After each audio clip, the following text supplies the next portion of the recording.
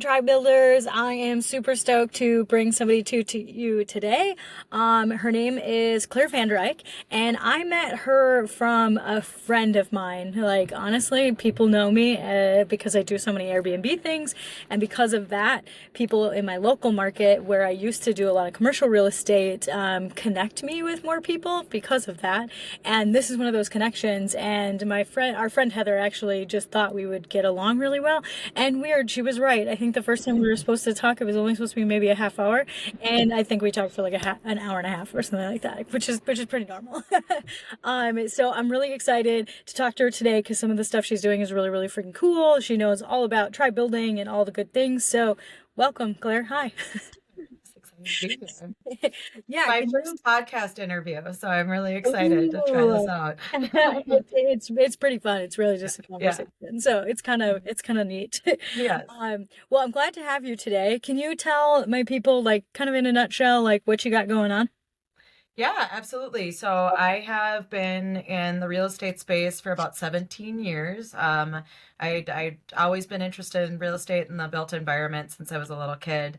I got right out of college. I graduated right around the recession, so a really great time to be trying to find work in real estate. And my early work was in single family mortgages mostly. Transitioned into commercial real estate about 10 years ago, and have been focusing in affordable housing development. So I've led about 1,400 development or rehab of about 1,400 units across the country in affordable housing for a couple of different big developers based out of Minnesota here. I left my role at Schaefer Richardson, which was the developer I was working with most recently, in August of last year to launch my own development company, which is called Doyen Development. So I'm pursuing development opportunities under my own name for the first time, which is an adventure in and of itself, but really exciting. And then in addition to that, I'm doing some consulting work for some of my colleagues in the marketplace who need a little bit more capacity on project management and just kind of a developer for hire, as it were. And then my other spoke of what I've got going on is the Women in Real Estate Development retreats that I'm co-developing with my colleague and mentor and longtime friend Heidi Zimmer, who was also in the affordable housing development space. She left her role at Art Space in 2019 to create Wild Rice Retreat, which is a wellness and art-focused resort in Bayfield, Wisconsin. It's so awesome. And years ago, I had mentioned to her that I wanted to get up there and check it out. And she kind of mentioned off the cuff, I would love to make a women in real estate conference that happens at Wild Rice Retreat. And I said, I love that idea. I'm going to make that happen. And so her and I worked together, and we just had our third annual big women in real estate development retreat. It was a huge success at the end of April that we're just coming off of. And we're working on launching it into a bigger and larger platform now. So those are kind of the things I've got going on. That's super awesome. Okay, let's like dive right into the retreat stuff. Yeah. I want to eventually ask what it looks like to make it bigger, but Mhm. first I want to talk about, like, what does that look like? Like, how many days is it? What kind of people are coming? Like, how do you guys make people talk? Like, Yeah. that kind of stuff. Like, what's the vibe?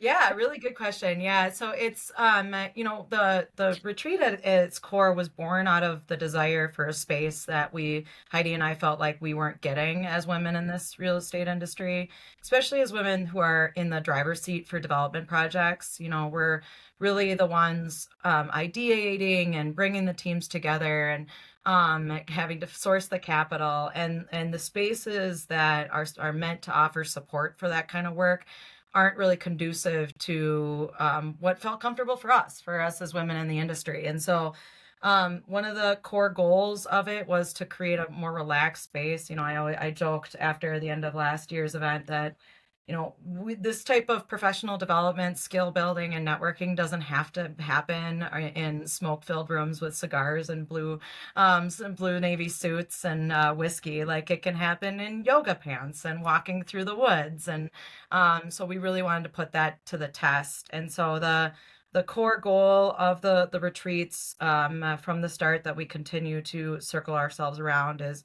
first and foremost to promote mental and physical wellness as a pathway to career success, and that balancing those two things can be really challenging, but it's vital for your own success. And then, of course, the professional development side of it and the networking side of it, to do that in a way that honors us, and the way that we show up for each other as women a little bit more, the intimate nature of how we are and how we interact, and give spaces for that.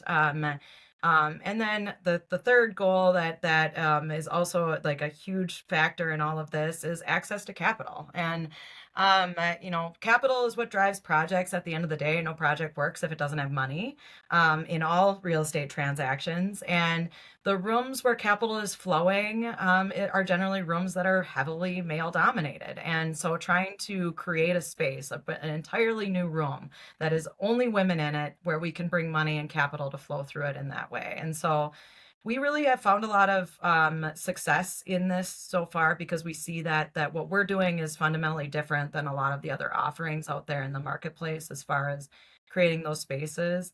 And so we are, what it's growing in such an interesting way into its next steps. But fundamentally, the goal was to say, if you're a woman who wants to be a real estate developer, who wants to launch herself into that work, we're going to create the framework and the space that's safe for you to be really honest about where your skills are, what you need, how we can all help. And so the people we've brought into the space is those kinds of our colleagues that are either seasoned development professionals, or just launching, like maybe they just bought their first property, maybe they've got an idea or a dream in their head. And so it's women that are on that full spectrum of their development of career. And then we've got like a huge group of women that are just there because they want to support. They want to know, what can I do to help women launch themselves in this space? So we have been really grateful to have architects, engineers, lenders, construction folks, all of these women representing these different areas of the field come into the room and help ideate and figure out how we can support one another. And so it's been really great. And it's 3 days. So it's a Monday through a Wednesday program. It starts on midday Monday. Tuesday's our big day, and then we have a little bit of wrap up programming on Wednesday. So trying to also kind of condense it so that it makes it easier for people's schedules. Yeah, so and the kind of people that are coming, are they already in commercial real estate? Are they literally in a completely different field and maybe they just like development? Like what does that look like? Yeah.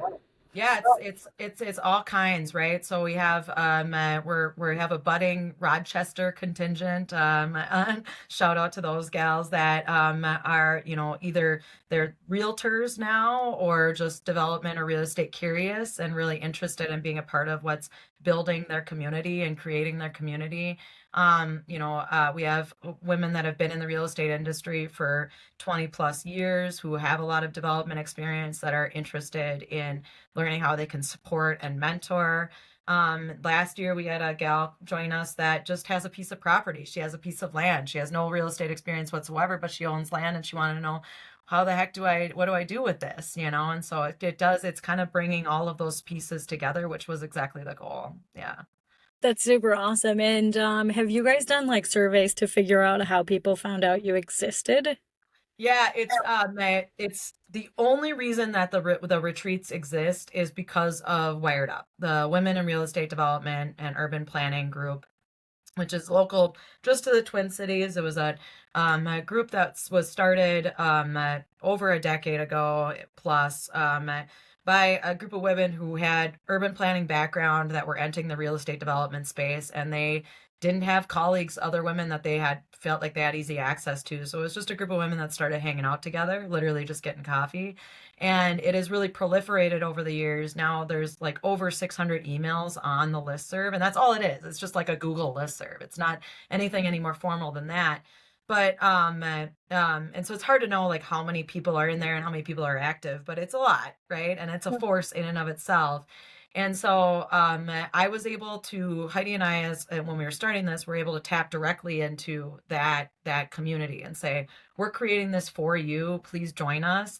And we've been able to sell. We sold out last year and we sold out this year, almost largely by selling to those women who are looking for that space to get together, which is great. That's Yeah. super awesome.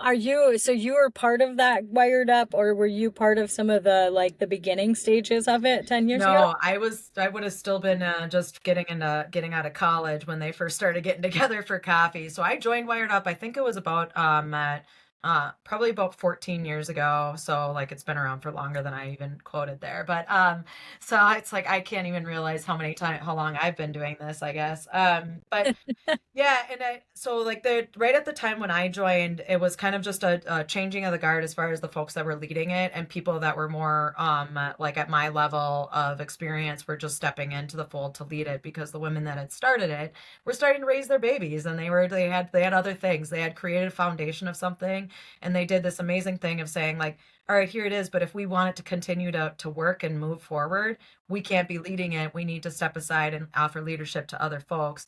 And so it's through that kind of like that handoff that it's continued to grow and be really huge. And so now I'm a pretty active player in it. I try my best to support women in the industry, and Wired Up provides me a great resource to see what needs I can help in supporting that. So, That's yeah. cool. Do you feel like when you joined that group, it was worth it? Like, what part made it worth it? Yeah. What made you show up and what made you keep going? Yeah, good question. Yeah, like well, it's so interesting because when I joined Wired Up, it's a word of mouth type thing. It's not anything that anybody can find on a website or anything like that. You have to hear about it through connections, through network, and then get your name on the list. And it's not like it's exclusive or anything like that. It's just almost meant to be that way because it's meant to be that casual. And it's not. We don't want to make it another thing that women have to manage, another thing that women have to pay for. Um, and so off the gate, I didn't really know what I was getting into, if I was getting into anything at all. So I just started going to the events. It's a fully volunteer run group, and it's basically a group of us that just show our projects off, show our expertise off, and get everybody together. And it was through that my at the time I was in a role that I didn't want to be in anymore. And I was ready to kind of get out of that position that I was in and seek out the next phase of my career. And I was having a heck of a time trying to figure out like how am I going to do that? It's like I knew the next job that I wanted probably wasn't going to happen through an application, like something that I was going out looking for on Indeed jobs or something. And so and I didn't know what I was going to do. So I Wired Up kind of coincided for me of like my big networking journey and like how I figured out how to network in a way that's authentic and relationship building for me. And at the Wired Up events, because they're casual, they're just show up as you are. There's no huge structure. It's not even panels or anything like that. It's just come and hang out with each other. Gave me access to women that I had not had the opportunity to meet yet. And then I could start, proliferating my web of network from there. And that's a big reason why now I'm so deeply passionate about supporting women and helping women in this industry, because that is what got me my next job, that opportunity. It's built it like everything that I can look back on in my career was because of the women in this industry supporting me. So it's a big pay it forward for me to do things like this. Yeah. Well, I love it. You're speaking to my soul because sometimes I think I'm like, guys, all you have to do is talk to each other. And Hmm. there, in the Twin Cities, the real estate industry, I feel like commercial real estate industry has so many places that women actually can come and hang out. Yes. And it's not exclusive women by any means. It's just like you don't have to just do boys club. You Right. can actually do this. Like I went to a meetup the other day and it was totally a bro town, completely fine, like not a bad Yeah. thing. But Yeah. I was just like, oh, I didn't even think of how often I now am more women forward or hanging out with women because we think a little bit differently. It's not Yep. good, not bad. It's Yep. just different. And I have done so many meetups now with that are like mainly women or it's women led. And it's a completely different vibe. And it's so fascinating to kind of realize those differences. Because then Yeah. when you get back around Brotown and you're like, oh, I kind of Yeah. forgot about Brotown. Yeah. Yeah. There's a lot more Exactly. to go. Honestly, I mean, I think like it's a safety thing, right? Like it doesn't matter, like it doesn't need to be about like this space is better than this space or anything like that. I feel better. I feel more comfortable. I feel more open, and I'm going to show up as a better version of myself in that space. So and I would bet that men would feel the same way if they were often in rooms where they were one or two men in a room full of women. It's just there is like something about being around people that feel like they speak and think similarly that feels really good and safe. And so when I'm trying to build my career and be vulnerable about the things I do or do not understand, it's good to be in spaces where that feels really safe and easy to be. And I'm not saying that you should be in that space all the time in your career. Certainly not. You need to push yourself. You need to go out there.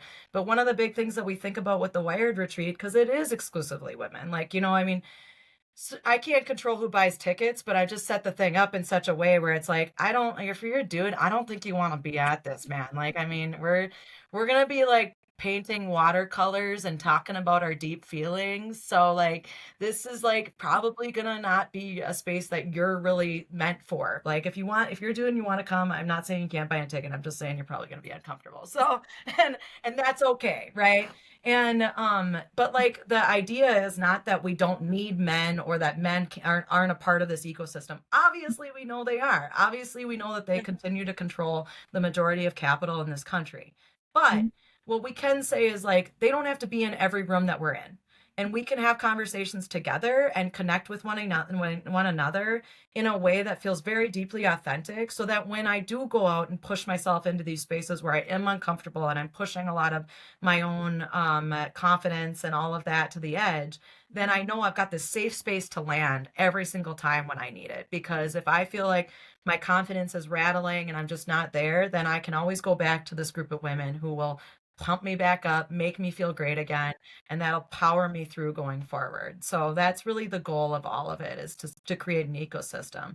And it's like you said, the just talking to each other thing. So that's the thing that I've been really meditating around a lot with this conversation is like I don't know a single woman in my life that doesn't feel some level of overwhelm. Like they're just all across regardless of what they're doing for their line of work or anything like that. We just tend to sign ourselves up for more than we generally feel like we can do it capacity wise. Why do we do that? We do that because we know the best ones that do it, right? Like we feel very strongly that we can get it done, that we can move forward.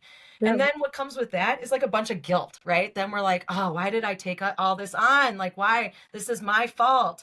And so then that brings me to the next point, is that I don't know a single woman that feels like, oh, well, if I can just identify this one thing, and if I can pull this one thing down and just put it down and stop doing it, I'll feel better and everything will be fine. Because we took all of it on because we believe all of it is worth our time, that we want to pursue it.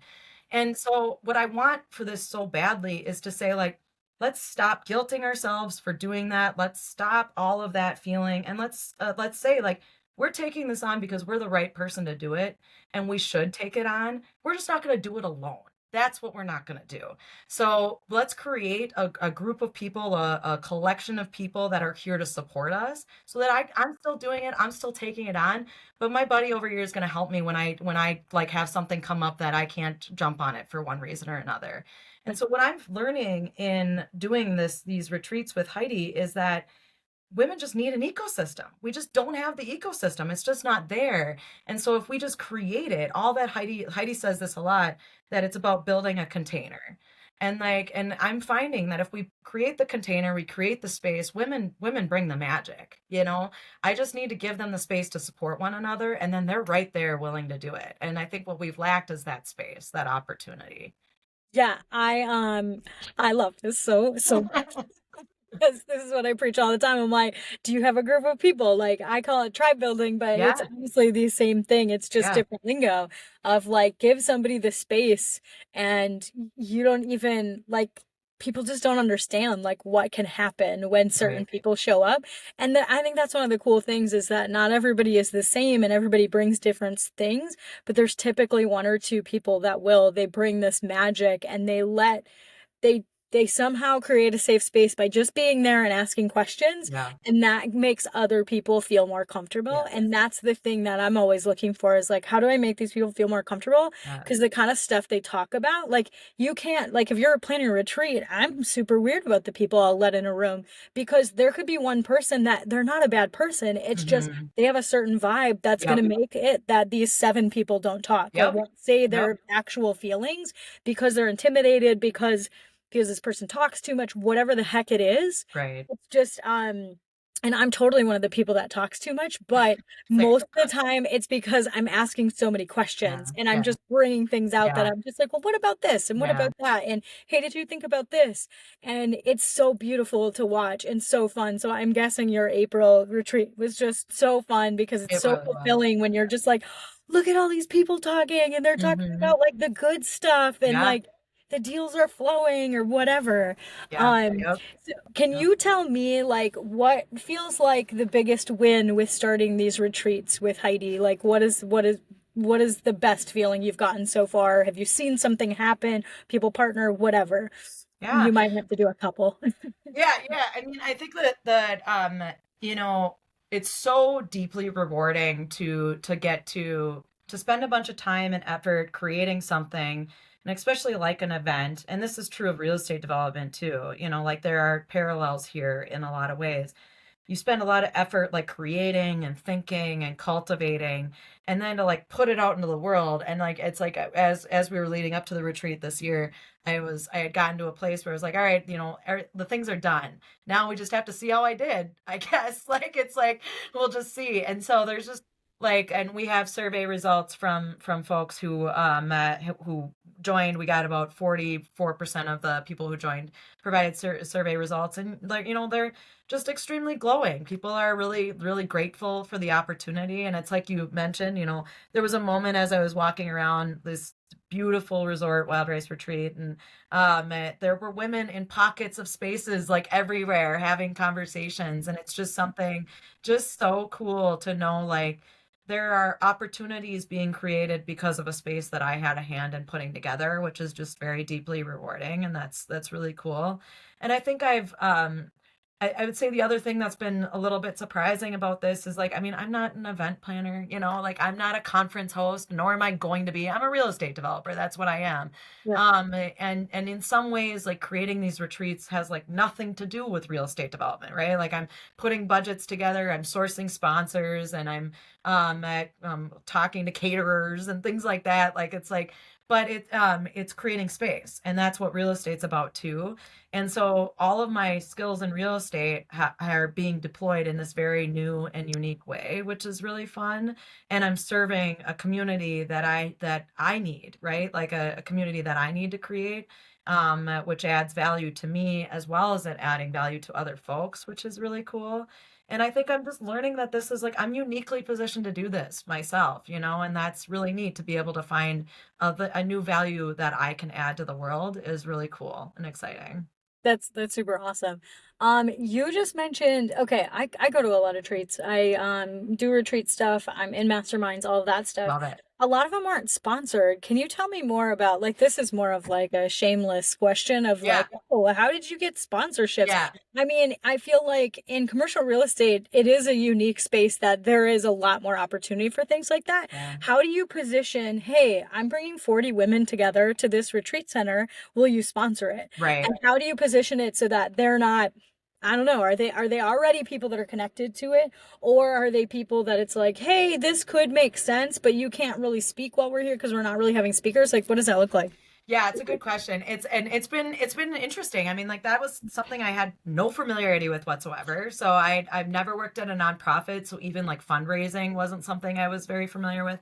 Capital raising for a return is something I know a lot about in real estate, but um so I mean, the putting an event together like this requires a lot of front end capital, because we have to sign a contract with the venue, and we've got upfront costs that we have to spend.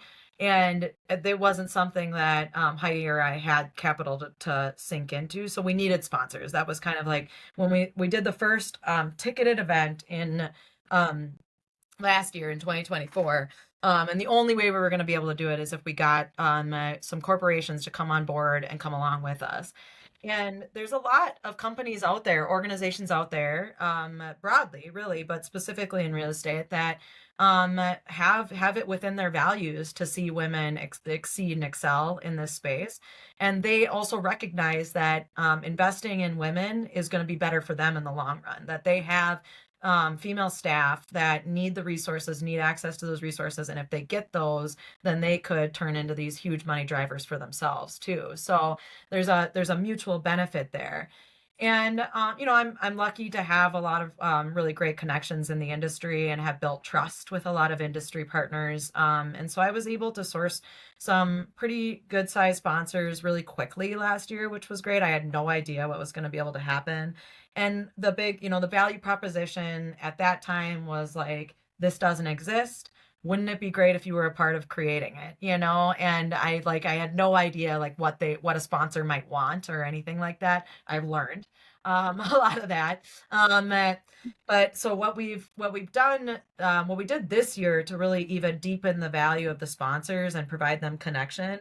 So the sponsors I'm talking to are organizations that provide the supporting roles of a real estate development transaction. So the architects, the engineers, the general contractors, the lenders, those kind of organizations without whom a transaction will never get together. But that the developer at the center of it is the one that's pulling those various teams into the project.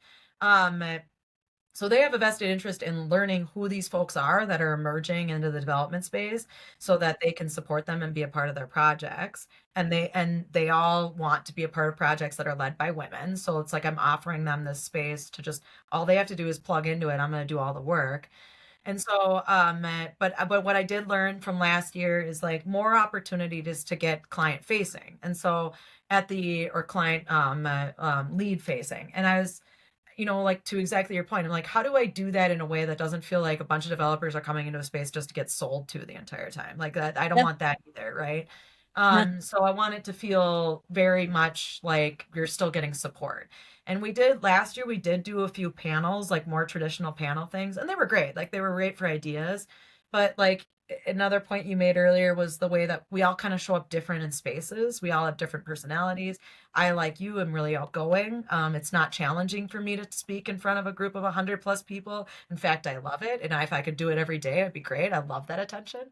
But I recognize that not everybody is like that. And not everybody wants to stand up on a mic and ask their question in front of a group of people. And if you don't get that opportunity, you may never get that question answered. And so what I did this year, in order to pair both the desire of my sponsors to have opportunities to get client facing and be recognized, as not only as a sponsor, but as an individual who could be used in a project. Yeah.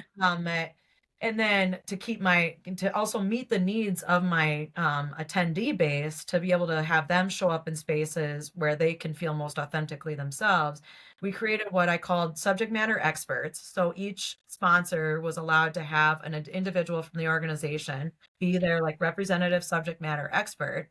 And then I had the attendees sign up for what I called office hours. So they got 1 hour of dedicated time, one-on-one mentorship with the subject matter expert to get their questions answered. So we had attorneys, construction folks, we had business development folks who talked about relationship building and marketing. We had developers come and do that, and lenders. So like all these folks that like these different parts and pieces without whom a project doesn't get done, the developer has the opportunity to sit down and it's like, all right, here's my problem. Can you at least help me start to frame out a critical path to solving this problem? And it was really well received. And I think it balanced that need on both sides of what folks are looking for in that space. So these subject matter experts must have been women that are on these teams That's that, right. work for the general contractor or maybe do business, within that, or like work for Braun Tech or whatever. Yeah. And they Yep. just sent somebody, and that was part of the sponsorship package. Exactly. Yep. That's Exactly. awesome. What a Yeah. great idea. Like, I wonder how this, like obviously there's a really, really easy scalability to that and Hmm. stuff. Um, this also makes me think, okay, I have a couple of questions, but one of them is about the make it bigger. So you want to make this bigger, and right now, how many people go to one retreat? So this our first year we maxed out our capacity at 50 people. This year we upped that to 70. And Uh-huh. so on capacity side, Heidi and I are still figuring out what the next steps are, but we don't want to get too big because we want to Yeah. keep that intimate nature of the thing. So 70 felt like a good number. And so on a kind of people basis, I think that's probably where we'll land. You know, we're limited in lodging in Bayfield. So um and Bayfield is certainly a vacation community, so like it's great, beautiful space, awesome. But you know, it's not the most inexpensive space because of the limited lodging options. So we also want to be mindful about that too. So Yeah, well, I kept like the reason I had asked that is because I've gone to a lot of events in the last like 3 or 4 years, maybe 5 years, and it seems like I know that they're not big money makers to have an event for 100 people or less, but the intimate nature is so much cooler. yeah, It feels so yes, reasonable to almost get like, I mean, I don't go and meet everybody. It's really actually not my jam, even though I'm yeah, very outgoing. yeah, I just like, it's not necessarily a place that I want to be like, oh, I want to go meet 40 people. I want to meet like 5 or 10 and come home with phone numbers and yeah, actually, and that's realistic. But I feel like when I go to a 200, 400, 800,000 person event, it just gets lost in yep, translation in so many ways. So I'm just curious if, like, you guys want to make it bigger. Does bigger mean, maybe more locations, like not just in Wisconsin and Minnesota?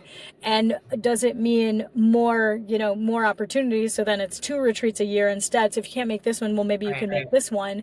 Or what does it look like to make something bigger that kind of does need to stay 100 people or less right, because of the conversations, because you don't have conversations with people when there's 500 people. Like, right, you kind of need to have like a group of 12 that you're in a right, house with while you're going to this conference, so you have more conversations. So right. what is that? What does it Yeah. look like to be bigger? Yeah, it's a good question. Yeah. So I mean, I think there's a lot of different ways that we're trying to tackle that accessibility piece because we did sell out. We sold last year, we sold it this year. It's Mhm. clear that the demand for this exceeds our capability to do this, but then at the same time, balancing what we're trying to achieve without oversizing it. Because I mean, it's like, you know, it's funny. It's like when you buy a new car and you never like saw that vehicle before and now you see Yeah, it the white car. everywhere. Very similar now. Like there's all these women's in real estate conferences that exist that I had absolutely no idea about prior to this. But and no shade against that. I love that they're doing that. Those are more traditional conferences. Those what you would think of when you think of a conference. And I was like looking at one of their websites, and it was a picture. It had to have been like 1,000 people, and that just stressed me out. Like I was just like, oh my gosh, that is too many people. And the idea of managing an event well with that many people just kind of like whew, made me start sweating. But you know, I don't think that makes sense for what we're trying to achieve anyway. But one of the things we did last year that we're looking to do again this year is because like the barriers to entry for this program, but also for real estate broadly, is money and time, right? So like real estate projects take a lot of time, they take a lot of effort and mind, and then they're expensive. Not only are they expensive to do, but they're incredibly risky from a financial perspective. The real estate retreat isn't all that different from a participant standpoint. The retreat itself, the retreat tickets, we were the registration was $549 this year. And then your lodging is on top of that. So people were spending around $1,000 to be able to be there. We were able to keep it lower than it would otherwise be because of our awesome sponsors. We're so lucky to have those sponsors come on board and help us reduce costs for everybody. We also were able to offer 11 sponsored tickets because of the sponsors. So we were able to bring 11 folks that wouldn't have otherwise. Well, I don't know where their financial situation was, but at least they had access to something that they felt that wasn't in their budget to do otherwise. And but so like that recognizing when we did this last year that a lot of the feedback I got was like Bayfield's kind of far away. It takes me time to get up there. 3 days is a long commitment. And there's an expense to this that may or may not make sense to me going in the future. And I imagine that's a barrier for other folks as that would otherwise want to be in this room. So last year we did what we called a miniature retreat in the Twin Cities area, 1 day event. BDH hosted us at their offices. It was awesome, so great. And so we did a lot of the great things that we were able to do over multiple days. We touched on a lot of those topics in just kind of a shortened format. It was really cool. I focused the like theme of the event that day on women-owned businesses because it coincided with me launching my own business, and so I was like, I how do women start businesses? like it. Yeah. And we had a makers market over the lunch period where we had women-owned businesses come in and have little like spaces set up. It was so awesome. And so that's less expensive, and for the cohort of folks that are coming from the Twin Cities, it's easier from a geographic standpoint. So we're going to do that again.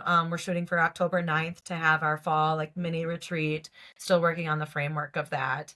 But in addition to that, like, there was a group of gals that came to the Wired retreat this year who are from Utah. And they found out about it through direct shared connections on LinkedIn, which is great. And they just bought a ticket, came to Bayfield, like knew Yeah, nobody. It was so great and so awesome hanging out with them. And one of the things we started talking to them about is like, can we help them launch something like this in Utah? yeah, And that's a thing that I could see us helping, on a kind of a technical assistance side of things, of assisting other mhm, women who have female networks that need more of an ecosystem built. Like I can maybe build out, Heidi and I can build out like a programmatic plan for how one might do that. And so yeah. that's one of the things that we're exploring. We also think that these like mini 1 day events, we could do more of those, like probably not in the next couple of years as we still get the framework of what we're doing set up, but I could see us easily doing like mini 1 day events in Madison, Milwaukee, Des Moines, and Yeah. other communities in Minnesota. Even I'm from St. Cloud originally. I could see us doing a mini event there.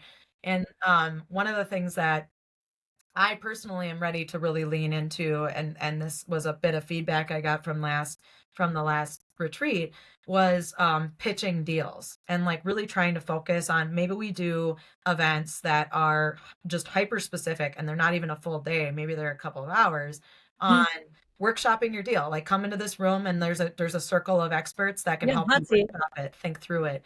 Maybe we also have like a Shark Tank style pitch session where we have actual investors in the audience, male and female, but all the developers that are pitching are all women. And so they have this like dedicated audience to pitch their opportunities to. And at the very least, if they don't get investment there, at the very least they've tested their skill set a little bit more, that maybe like gives them that strength and confidence to go out and pitch otherwise. So that's another little thing that I think it would be, we've got the framework for it, wouldn't be too terribly difficult to start creating as well. That's super cool. Are you feeling like you'll eventually have some kind of membership? I don't think so. I think like, so we are planning to form this into a nonprofit. That's the next big step right now. Right now it's just Joanne Development and Zimmer Development are kind of the co-hosts that are creating it, but it makes sense for this to live under a nonprofit entity.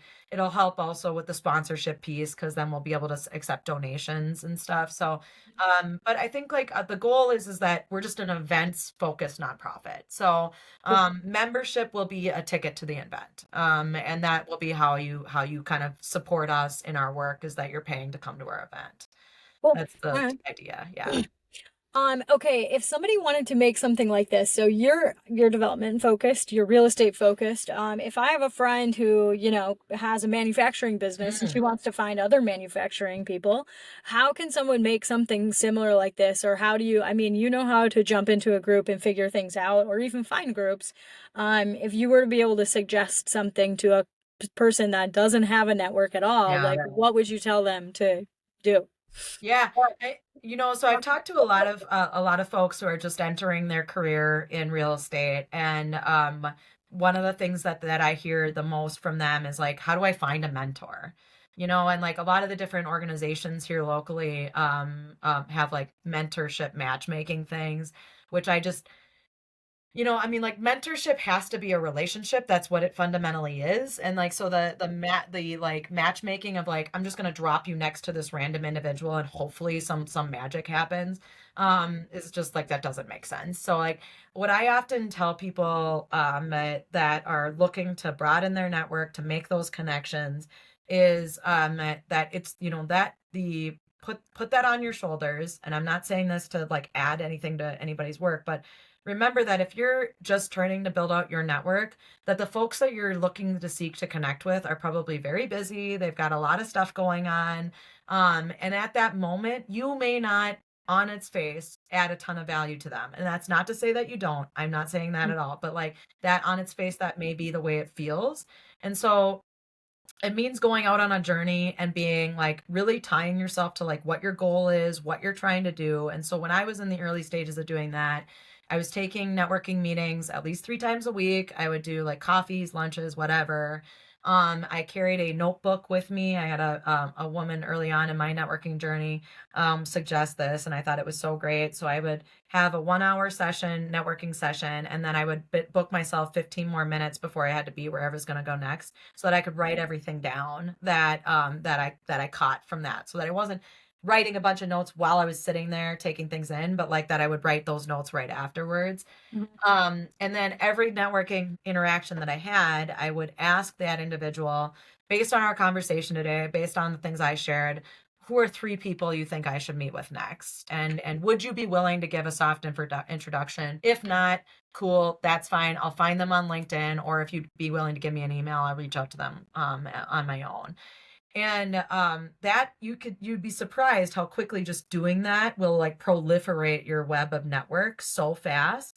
And you're going to find people in that journey that like, this wasn't a great connection. I don't like, it was fine, but like I don't feel like I want to continue that relationship. And then you're going to find people where it's like, this is my new mentor. And I'm going to be mindful and strategic about building a relationship with this person, because this person, I jived with them. I thought it was great. And I believe that if our relationship deepens, I can offer value to them too, and we can have like a good relationship going forward. And so, that's really what the heart of Wired Up was just a group of women who had known each other a little bit, that just started intentionally getting together. And that is how a network builds, a system builds over time. It's not going to happen overnight, but if you're strategic and mindful about it, it can be a really huge thing, and it can be really magical. Yeah, that soft introduction situation, like based on what we talk about, clip, holy Hannah, what a great freaking idea. Yeah. Because so Yeah. many people are looking it's almost like mentor is like a buzzword now or Yes. something in the last 5 years, and I'm sure everybody thinks that, this 5 years. Um, but that is such a great thing to ask is like, you just talked to me, like, who should I talk to that would make more sense if we didn't make sense or Yeah. something? What a beautiful way to find a Hmm. mentor, honestly. Like, I find that to be like so talented. One of the big pieces of advice I've gotten is lead with value. Like, don't say, how can I help you? Don't say like, well, can I do something, or like, pretty much don't give them a job. Like, Hmm. when Hmm. you're trying to find a mentor, is like, don't give that mentor a job. Hmm. Like, oh, how can I help you? Now that person has to come up with what they need Yeah. help with. Yeah. But if you, like, I always tell people to lead with what they're good at. If you're really good at social marketing and maybe you could help somebody with their social marketing, say like, hey, could I help you with some of this stuff in exchange for some time with you? Or like, hey, I've got really good connections on this, and this, Yeah. or I'm really good at these things. Like, come forward with those things and tell somebody, instead of putting the job on the Right. mentor that, you're right, is probably very busy and is like, Right. I'm never going to tell you anything because I don't know you. I don't know your Right. skills. I don't want, like, I don't know what you're good at. Right. So, Right. I Yeah, and think, I think like, so this came up a bit at the retreat too. Like the question was asked, like, how do we support you, Claire? Like, what do you need? And it's like, I don't know. Like, I need everything and nothing all at the mhm, same time. It's like yeah, I'm this thing that I'm making it brick by brick, and so like it's hard to even see through the trees of it right now. And yeah, so like what I encouraged people to do when they asked me that, not just in conversations with me, but in conversations with each other, mhm, because one of the tones that I tried really hard to set at the retreat was to say that this is a space where we want to be openly vulnerable, where we want to be there for each other, and in order to do that, in order to create that space, you need to trust the person next to you, and you need to be worthy of their trust. So like you need to that is a bond that you need to create. I can't create that for you. You need to help create that. That's your job here. And what I said to a lot of folks is, listen. So like have the conversation, listen to somebody, and you're going to know what value you can add. You'll know as somebody's talking through their challenges and what they're faced with. And I might not know. Like to your point, I don't know what everybody else has to offer, what network people Yeah. have and stuff. So it's like all I know is the challenges that I'm facing, the opportunities that I see. And it's like if you hear me say that and you think, oh, this is something that I can be assistance with, throw that out to me. And like I Thanks would for love to pointing hear that about out. it. Yeah, exactly. And I'd say too, like if you're just starting your career and you feel like you add no value, I get it. Like I was there, right? So what I did is Mhm. I volunteered, like I volunteered. I volunteered with a ton of different nonprofits. That's a big reason why I have some of these skills in event building now, because I've been doing that since I was in college for nonprofits. Nonprofits host a lot of events as ways to fundraise and everything like that. So Yeah. that was a big thing. And I also, because I work in the built environment, tours and getting people together to walk through spaces was a big part of what the volunteering that I was doing was. Yeah. And I had 3 volunteers who came on to help me launch the retreat. And I had them doing things that I'm sure they were like, I don't know how to do this, but they did a bomb job at it, and Figured it out. I didn't have the time to do it, and they did awesome things. They followed up. Like sometimes the best thing you can offer is just to say like, I'm going to make sure to email somebody so that this next thing can happen, so that Hmm. this doesn't get forgotten. I'm watching the details, and that's a huge value, a huge value. So Yeah. your skills might not be fully built out yet, but that doesn't mean you don't have skills. It doesn't mean you don't have value. And if Hmm. you don't know what that value is, then just throw yourself into something that feels like it would be interesting. And I bet you'll carve out what your value is in that. Yeah, no, absolutely. That's really good advice. I also thought of when you were chatting that knowing like the person that has been around for a while, knowing that somebody like kind of assuming that someone will always ask you, what can I help you with or what do you need? I get that a lot more because I offer it like, hey, what are you looking Mhm. for? How can I connect you with somebody or whatever? Mhm. So kind of already knowing, like maybe before you even going into an event, Yep. like thinking of these, hey, these are two things. Like if I had an audience of 100 people, Yep. what can I ask them? Like I'm looking for, a piece of land in this parameter, or I'm looking for, this kind of connection, as a general contractor, or I'm looking for this much money or Yep. whatever. But kind of knowing, like, as a seasoned veteran, you gotta always have those kind of in the holster, almost like Yep. you're an elevator pitch of like, Yep. I don't need to pitch my company, but I need to pitch, like, hey, Right. this is what I'm looking for is like, I really want this big, huge chunk of land and I want it to be in this area. And, then I can just take it. Cause then at least you're just top of mind in a way that you otherwise wouldn't be, that Yep. because you didn't ask, because Yep. if you decided not to figure out what it is, then you lost the opportunity. But we're in charge of Yeah. figuring it out for ourselves anyways. Yeah, exactly. And I think like I had a couple of conversations, and I just had one yesterday actually with a gal who's kind of talking about this, and um uh, and I might formulate some programming around this for a future wired retreat. And like the knowing your value piece is really challenging, and that's both monetary value as well as just what value you bring from your work and your abilities.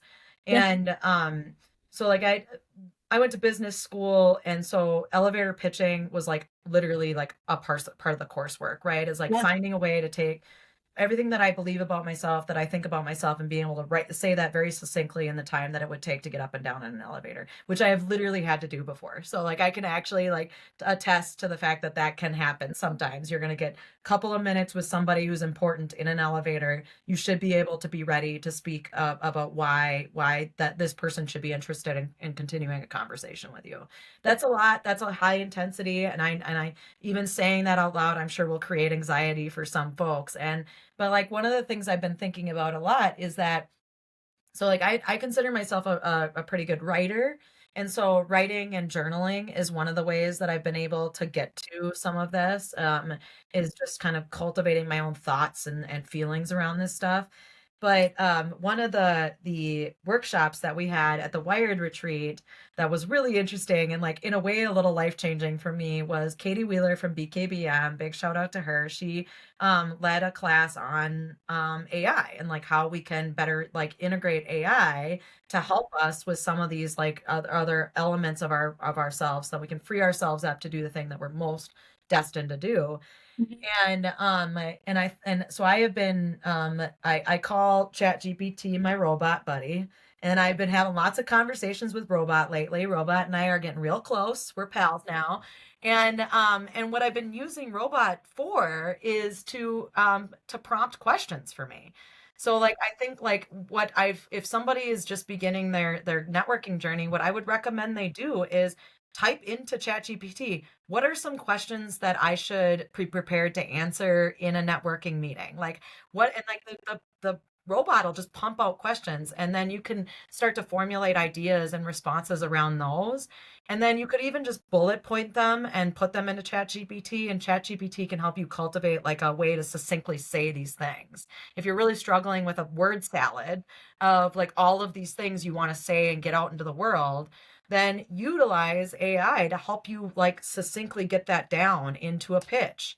And like it's huge. It's awesome. Yeah. What a great idea. Honestly, like it's so funny because I remember it for so many things and then I don't. And I this is know. like, what a great idea to be like, well, just have a chat with ChatGPT. Who Hmm. cares? Like, and if they say something you don't like, then don't do it. That's it. That's the rule. Exactly. Like, and it's just between you and the robot. So like it's not like you have to be embarrassed or Yeah. anything, you know? Make So yourself a fool with the ChatGPT, not the person in the elevator. yeah, right, exactly. Well, and like Oh, one of the gals that was in this class, she said it that put it this way, and I thought it was such an interesting way. It's like when she has a question about things that in the real estate industry that she like feels like somewhat foolish for not fully understanding, she can ask ChatGPT, and ChatGPT gives her the answer without judgment or like any understanding of like whether or not she should understand that or not. And I was like, that's brilliant because there's lots of different, real estate is so complex, and there's so many moving parts to it. And in my old boss at Schaefer Richardson, Katie Anthony, would always say that we're as developers, we're generalists, right? We need to know a little bit about everything. And yeah. so like the things we're experts in is our projects. We are the experts in our projects. And then beyond that, assembling the team and making sure the team is doing their job. We just need to know enough to ensure that the right person is doing the right thing. Yeah. And so there's aspects of some of these roles and thoughts that I was just like, this is great. I can get just a primer to be a little bit better generalist at this thing that I otherwise don't need to be an expert in. And Yeah. ChatGPT can help me with that. It's so great. Oh, yeah, that is. It's really brilliant. Like the kinds of things that you can get out of it are just like, what a great idea. I It's love so great. Yeah. that. Yeah. Okay, I'm gonna ask a couple of more questions and we're gonna wrap up. Okay. Tell me, where is somewhere you've met a friend or advisor, a mentor, and like very randomly, like were you in line at a bank or something, not just, a regular networking meetup, and like tell me the story about it. Oh my gosh. Oh my gosh, that is such an interesting question. So I have been working very hard to meet more people in the business community. So like what's really interesting about being in real estate is that nearly every aspect of business and just being a person touches buildings in some way, right? Like every day, every single day, if you're a human being in the United States, you're going to interact with a building in most cases, right? And Yeah. so like real estate touches all aspects, but not everybody are experts in real estate that have to also understand it. And so one of the things that I have had really interesting interactions with folks that are business owners building out their businesses, and there's like a real estate component to what they're doing, and they don't think of themselves as real estate people. And so I think of like this gal that I met, her name is Mina. She has a store that she started called the Sweet Collective. And I met her through friends. Like she's just a casual friend she's married to a guy who's good friends with a guy who I'm good friends with, who no longer lives in Minnesota. So when he comes to Minnesota, I see this couple because we're all getting together to see this guy. And Mina started this business a few years ago. I had no idea because again, we're not like very close friends. My mom actually sent me an article about it and about the Sweet Collective because it focuses on petite women. And I'm 5'2". So like my mom's like, this store seems to have some clothes that you should take a look at. And I started looking at the article. I'm like, I know that girl. Like I know the person that started that. And So since I've gone out on my own, I've had a lot of really interesting conversations with her, and I have had the opportunity to chat more about starting a business and what that means and the process of starting a business, and like how the real estate industry as a whole can better support female entrepreneurs and like what their needs are. So they, maybe they don't want to take the risk of owning real estate and everything, but at the same time, they don't have the full breadth of understanding of tenant representation and like building out a space. I also think of my hairdresser, my hairstylist, at Paper Salon, and she's so awesome. She built out her whole space, Paper Salon. It's so gorgeous in South Minneapolis. And I always talk to her about that. I'm just like, so cool that you were able to navigate building out this commercial space. And even with the challenges that came along with negotiations with the landlord and all of that.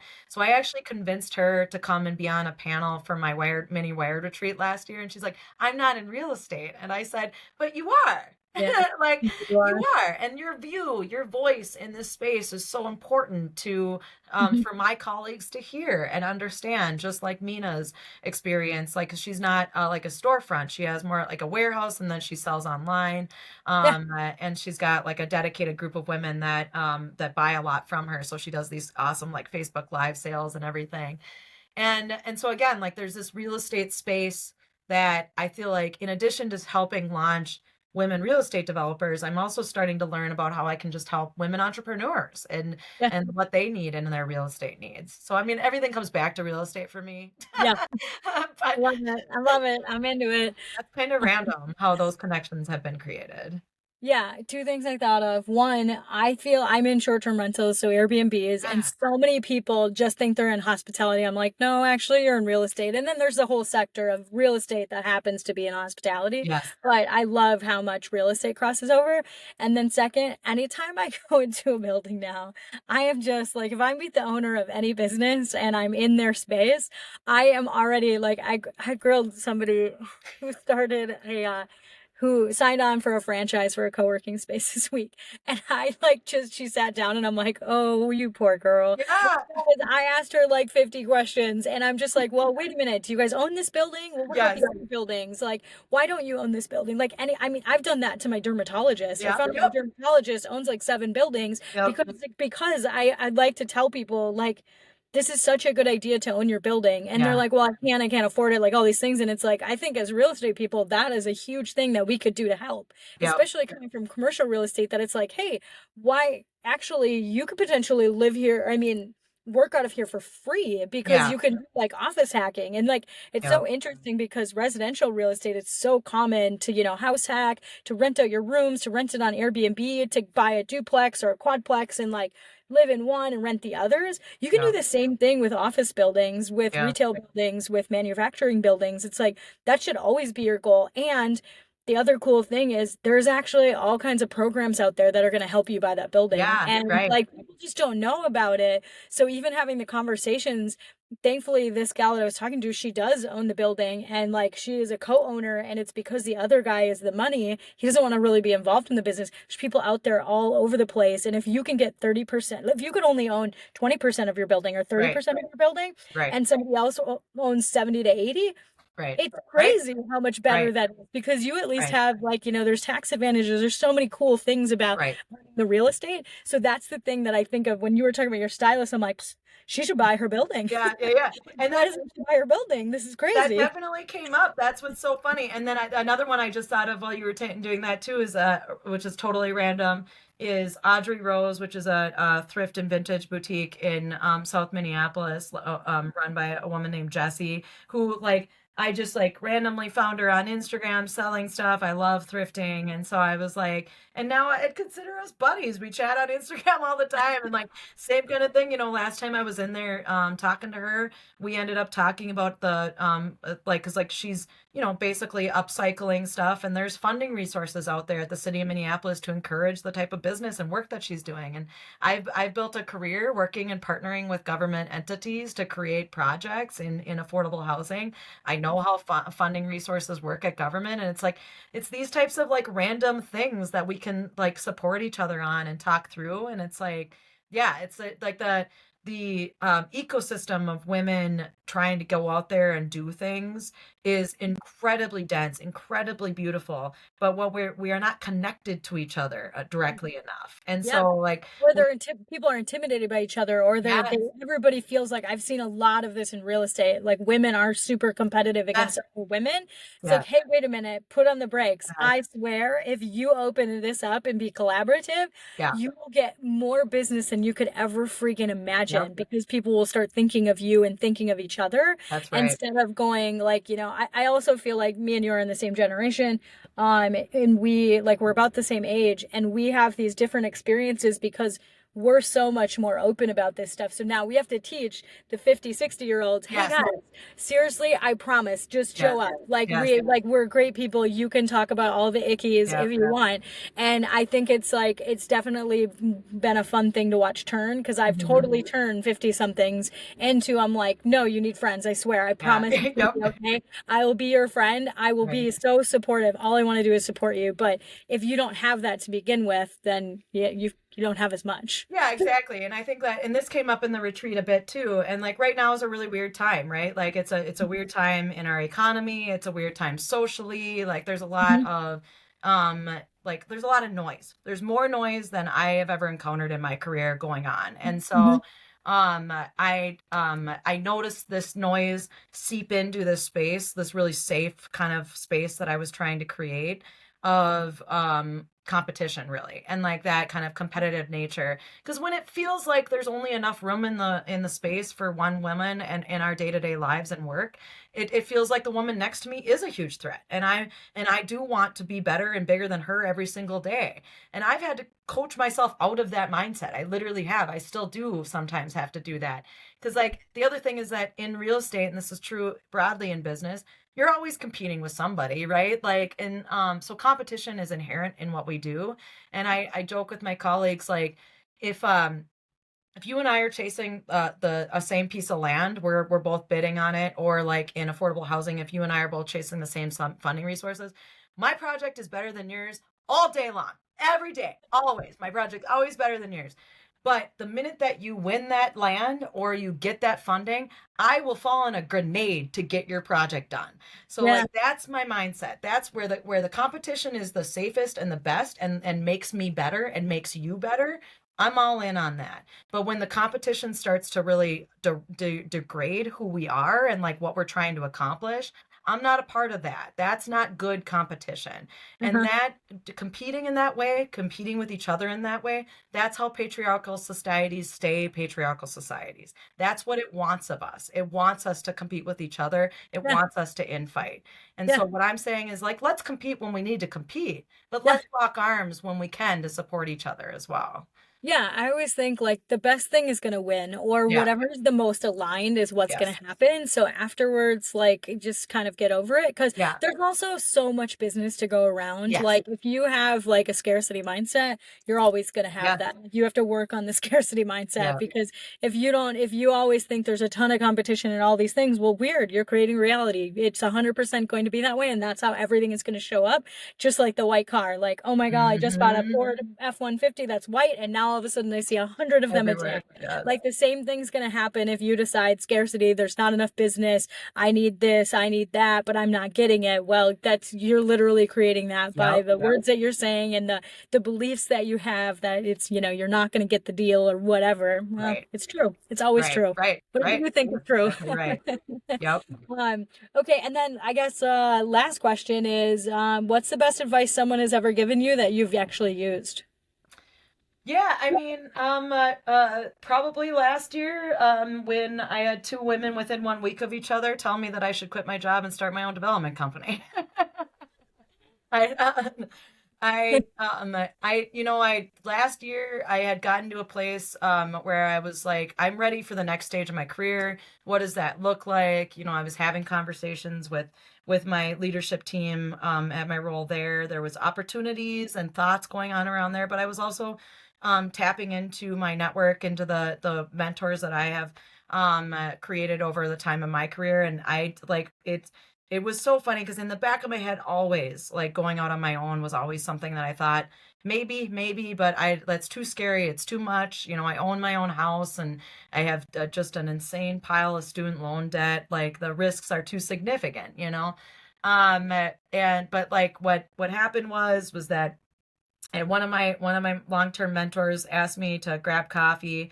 It was the last week of May last year. I'll never forget it. And so I got coffee with her on like a Monday or a Tuesday, and then Heidi Zimmer wanted to grab lunch, and so I got lunch with her later that week. This other one is Mary Sjogren from Assembly, and both of them had no idea that they were doing this, but both of them were like, "All right, it's time for you to go out on your own." And I was like, no, it's not. That's incorrect. You are incorrect. And it made me take a step back. I've got two women with a lot of experience in this industry. They're seeing something in me right now. They're nudging me really hard right now.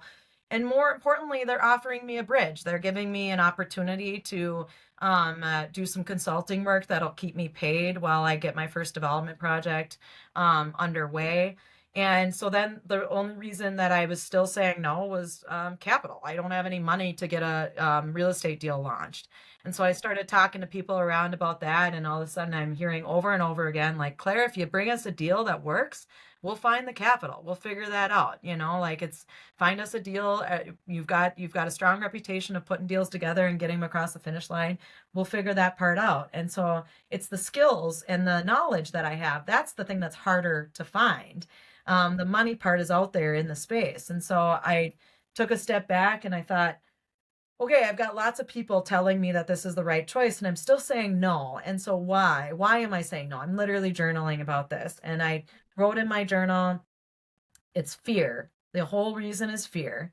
And fear isn't a reason not to do something. So like I'm not gonna let fear hold me back. So yeah, I made that decision in the summer of last year that I was gonna start to put that framework up, and August 1st I launched a website and went out on my own. So and it's going pretty well. I'm pretty excited about That's it. awesome. I love that, and I'm glad you're like realizing there's reasons why we say the things and we do the things, and it doesn't necessarily mean you have to listen to them. Like your Right. brain is always right. Your brain is just gonna be as scared as it wants to be. Exactly. But Yeah. it's just whether or not you can convince it that nah, it's okay, or that you don't care about your brain's opinion. Yeah, and it's like I like what I told a lot of folks at the Wired retreat last year or this last time was and I have just kind of started to meditate around this myself is that the going out on my own, I had a project in mind, a project that I'm working on right now that I was working towards getting under contract.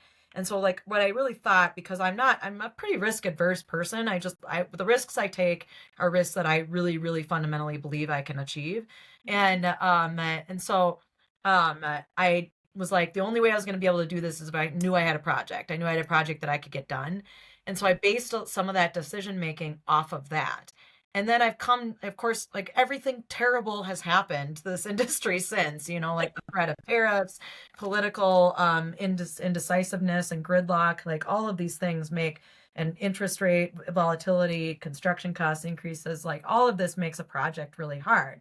And so what I've started to really understand is that going out on my own and chasing a deal for the first time on my own, it isn't a bet on this deal because the deal is going to work or not work every day, like, but on the time of day, you know, it can be depending on some of the big politicians and the tweets that they make and the swing that can have in the bond markets and the impact that'll have to interest rates. And then, of course, all of this other uncertainty around policy making is constantly threatening the feasibility of the project. But the thing that I know how to do is to bob and weave through that. So what the bet is on is the bet on the fact that like I'll figure it out.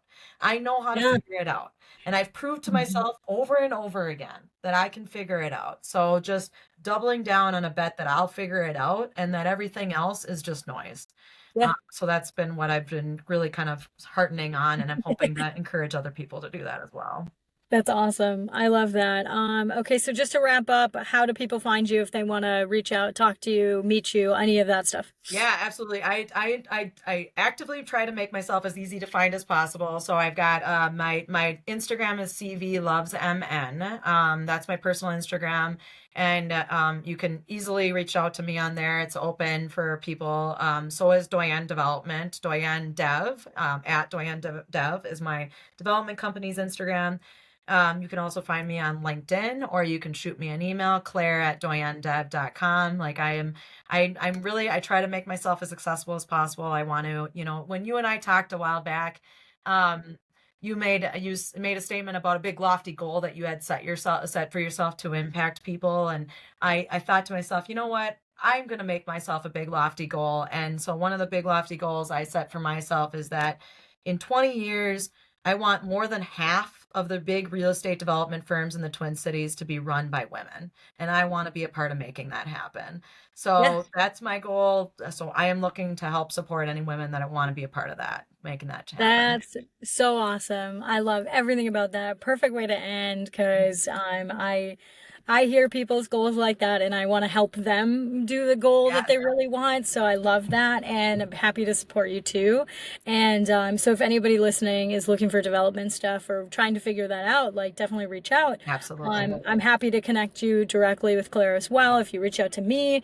And honestly, I already know a couple of people that I might want to connect you to. So there's Perfect. Let's do it. well, thanks so much for the time today, Claire. This was wonderful. I think you're such a like I know like I've heard of about your reputation from extra people since I now know you exist, and it's awesome. I love watching like I'm going to love watching how you change things and how you go forward, but it's been fun to watch you just so far. So thanks for spending an hour with me. You're awesome. And Tribe Builders, thanks for listening today. If you want to get in touch, please do. If you like this episode, please like, subscribe, all that good stuff, and send it to somebody that maybe development isn't for you, but it's for somebody that you know that's talking about it. Please send it to them because we'd love to get you in touch with Claire. So, Yeah. bye everybody. Bye.